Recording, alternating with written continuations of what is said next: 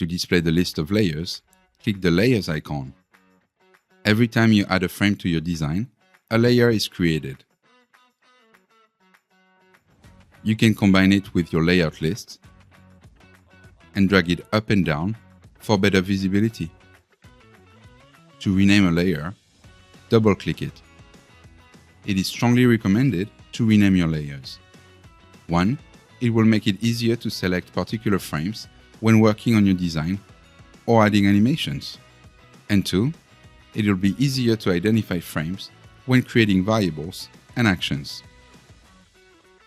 To hide a layer on a particular layout, hover over it and click the eye icon.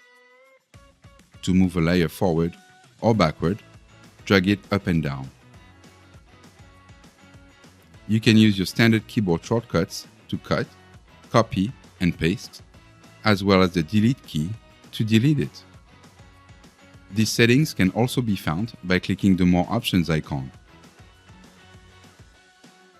Remember, when your layout intent is set to digital animated, your layers will display on a timeline.